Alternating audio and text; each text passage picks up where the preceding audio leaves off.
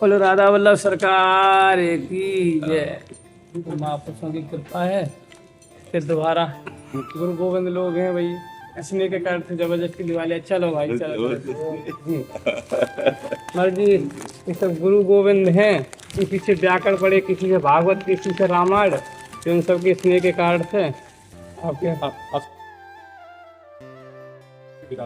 हाँ जो सब जगह से आए, मान लो सब जगह से आए हैं और सब किसी से हम साधना सीखे, किसी से अध्ययन किए और नाम बताने में तो बहुत समय लग जाएगा। ये समझ लो ये सभी महापुरुष दूध के समान पवित्र और जल के समान निर्मल है हमारे जी। फिर इनके प्रति भी संसारी लोग दोष देखे हमारे जी। और दूसरी बात, कुछ गुरुभाई लोग आपस में गद गद्दी प्रतिष्ठा के चलते, प्रतिष्ठा के चलते आपस में विवाद कर लेते हैं, तो माँ जी उसके लिए थोड़ा। हाँ, हमारी सबसे प्रार्थना है कि गुरु की आंतरिक संपत्ति के लिए हम शिष्य बनते हैं। अगर गुरु की बाह्य संपत्ति गुरु प्रसाद से मिल जाए, गुरुदेव स्वयं दे दें, तो हम सेवक बनकर उनकी आज्ञा का पालन करने के लिए सेवकाई रूप से हम स्वामी कभी न बने। और जो गुरु की संपत्ति पर नजर करते हैं वो गुरु पत्नी गामी का अपराध प्राप्त करते हैं। गुरु पत्नी गामी को जो दुर्गति होती है वो गुरु की रुचि के खिलाफ गुरु की संपत्ति का अपहरण करके जिसका भोग किया जाए तो गुरु पत्नी गामी की समान वो दुर्गति को प्राप्त होता है। गुरु की आंतरिक संपत्ति जो सिया राम जी हैं, जो राधे श्याम जी हैं, हमें उनकी प्राप्ति के लिए मानव जन्म मिला है, उनकी प्राप्ति के लिए गुरु शरणागति हुई है, उनकी प्राप्ति के लिए हम वेश धारण किए हुए हैं। यदि हम संपत्ति और मान प्रतिष्ठा के लिए, तो हमारा जीवन धिक्कार है। सम्मानम कल्याति घोर गर्लम नीचापमानम सुधा। हम सम्मान का त्याग करके और नीच पुरुषों द्वारा किए हुए अपमान को भी सहकर प्रभु की प्राप्ति के मार्ग में चले हैं। यदि हम एक गुरु भाई दूसरे गुरु भाई से द्रोह करता है तो वो दुर्गति को प्राप्त होता है। क्योंकि चाहे आज वैष्णव बना हो या कल वैष्णव बनेगा, वो नमन योग्य है जो गुरु की शरण में आ गया। और गुरु जी अपनी संपत्ति जिसको चाहे दे दे, लुटा दे, हमारा अधिकार नहीं है। अगर गुरु जी ने किसी गुरु भाई को संपत्ति दे दी तो हम उसकी सेवकाई करेंगे, ना कि उससे वैर करेंगे, क्योंकि गुरु जी ने उसको योग्य चुना है। हम उससे वैर करके यदि संपत्ति हड़पते हैं तो गुरु पत्नी गामी का अपराध लगता है और दुर्गति होती है।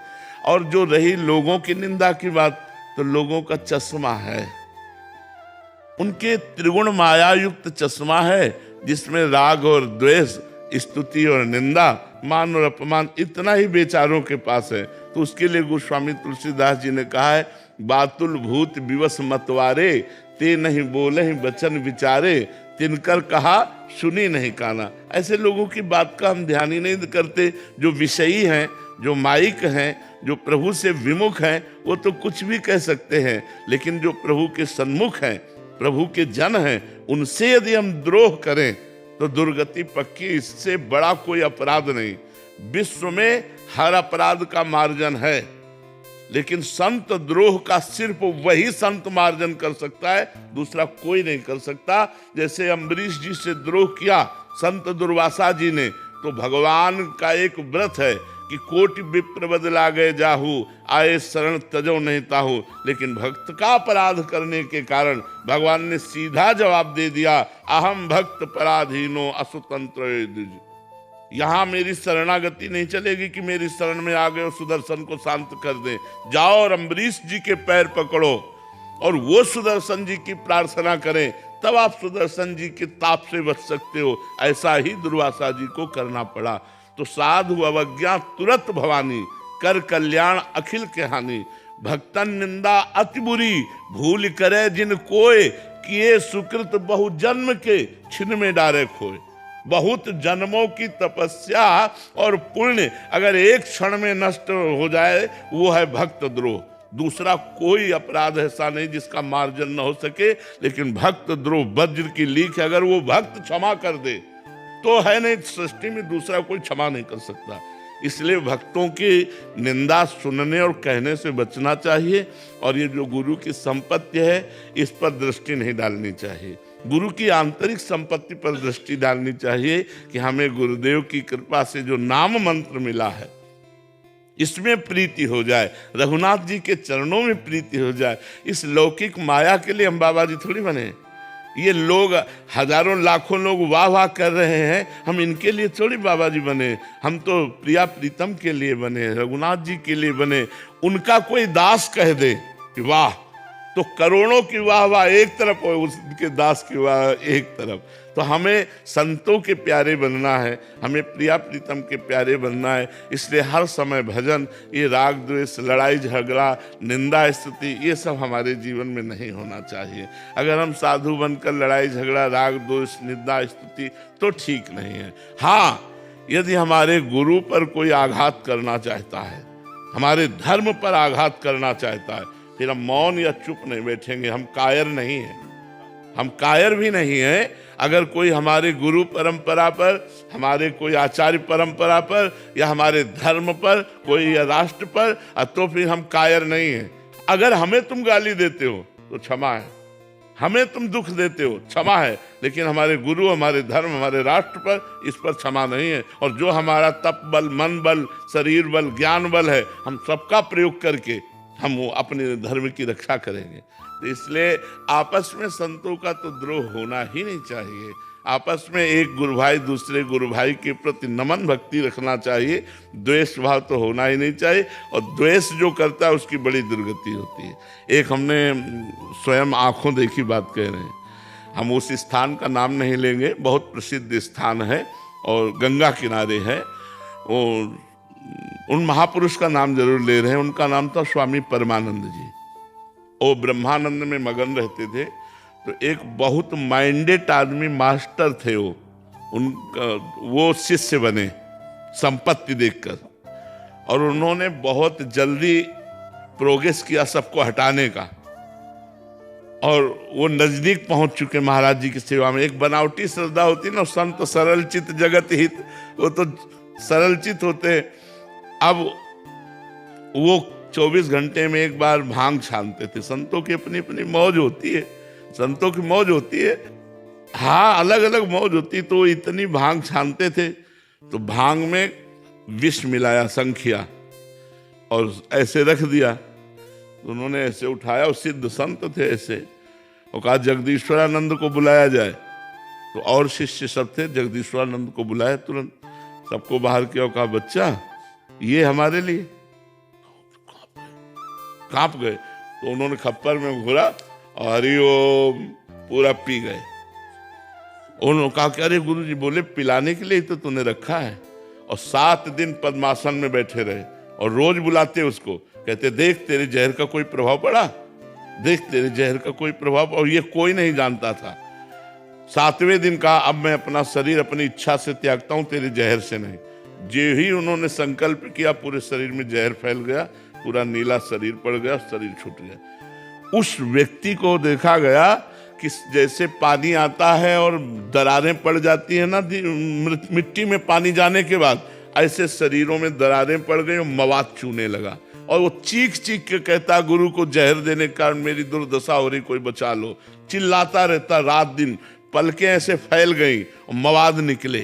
वो दुर्गति पूछो मत, तड़प तड़प के रात दिन, हमें लगता है उस दिन से उसको नींद नहीं आई होगी, उस दिन से उसने चैन से भोजन नहीं किया होगा।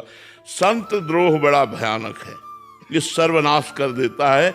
इसलिए चाहे गुरु भाई से हो या किसी अन्य संत से हो, कभी द्रोह न करे। वो गाली दे तो भी चरणों की तरफ ही झुके, संतों के चरणों की तरफ झुकने में ही मंगल है। और जो संत निंदा करते हो तो बेमतलब अपना नाश कर रहे हैं, बेमतलब अपना नाश कर रहे हैं। जो संत निंदा करते हैं ना, वो बेमतलब अपना नाश। ये भगवान के पार्षद हैं, इन पर हमारे दोष दर्शन करने का अधिकार नहीं है। अगर ये दोष है इनमें कोई, तो रघुनाथ जी जाने, वो ठीक करे। हम तो इनके चरणों को केवल नमस्कार करते हैं कि भगवान के दास हैं, ऐसे चलना चाहिए। योग कई प्रकार के बताए गए, तो सत्य को कौन सा योग करना चाहिए? नाम योग, भगवान का सुरत योग, कि हर समय भगवान के नाम स्मृति में हम डूबे रहें। सब साधन कर या फल सुंदर, प्रभुपद पंकज प्रीति निरंतर। ज्ञान मार्ग में चित्त वृत्तियों का परमात्मा में, आत्मा में लय है। योग मार्ग में चित्त वृत्ति का निरोध करके परमात्मा के चिंतन में डूबना है, और भक्ति मार्ग में भगवान के मधुर नाम कीर्तन और नाम स्मरण में डूबना है। भगवद स्मृति ही हमारा जीवन है।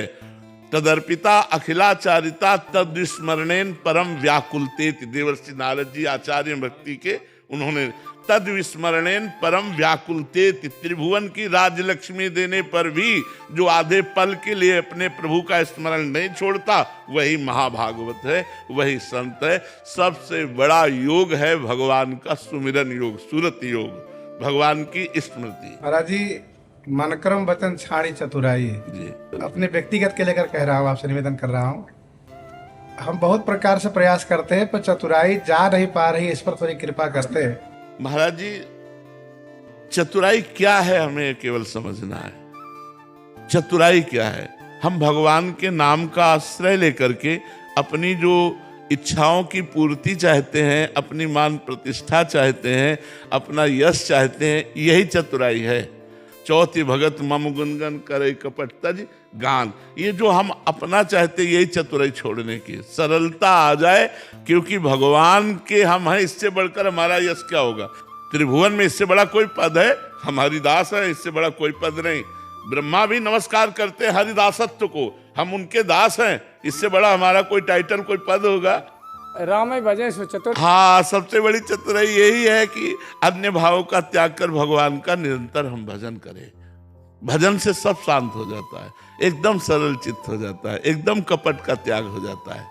गृहस्थ परिवार में सरकार जो ठाकुर जी की सेवा पूजा करते हैं, वे जन्म छूतक मृत्यु छूतक पर बार बार फोन करते हैं, क्या करें नहीं करें, हम समझ नहीं पाते, क्या बताना? महाराज जी, तस्मात् शास्त्रम प्रमाणम थे कार्या कार्य व्यवस्थित, तो मानना चाहिए, मानना चाहिए।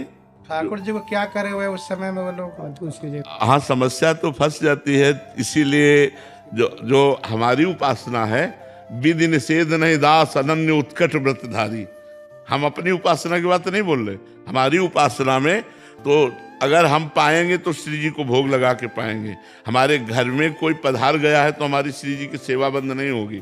हाँ, दूसरे की तिरही में हम भोग नहीं लगाएंगे, लेकिन अपने घर में हम ठाकुर सेवा बंद नहीं करेंगे। हमारे यहाँ का जो मतलब है, हाँ, लेकिन जो सनातन धर्म की मर्यादा के अंतर्गत है, तो जनना सूतक और मरना सूतक इसको माना गया है।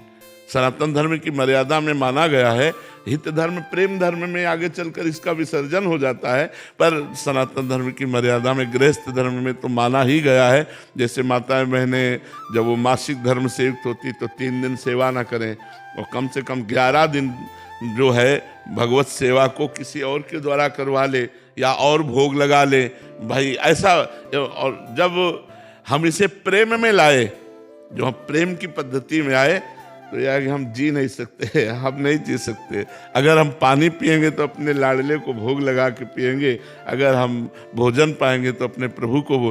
तुम किस भाव से हमारे ठाकुर को भोग लगाओगे? हमको तसल्ली होगी क्या? हम जिस भाव से भोग लगाते हैं, हम अपने भाव से। तो फिर यहाँ विधि निषेध नहीं दास अनन्य उत्कट वृद्धारी, नाभाजी ने लिखा है, विधि निषेध नहीं दास अनन्य उत्कट वृद्धारी। ये प्रेम का मार्ग जो है सब सर्वभाव में। तो जब रघुनाथ जी से प्रेम हो जाएगा तो फिर कोई रोके नहीं रुकेगा। लेकिन जब तक गृहस्थ धर्म की मर्यादा है तब तक मानना चाहिए। जनना शौच, मरना शौच, मासिक धर्म आदि के समय रसोई सेवा, ठाकुर सेवा, ये सब निषेध की गई है शास्त्रीय विधान से। तो हमें लगता है नहीं करना चाहिए। हाँ, ऐसे गृहस्थ के लिए तो मैंने, हाँ, गृहस्थ धर्म में तो विरक्त के लिए कौन सा, विरक्त के लिए तो कोई है ही नहीं, विरक्त के लिए तो कोई है ही नहीं, वो तो रातों दिन भगवान की सेवा में। लेकिन गृहस्थ धर्म में, सनातन धर्म में ऐसा माना गया।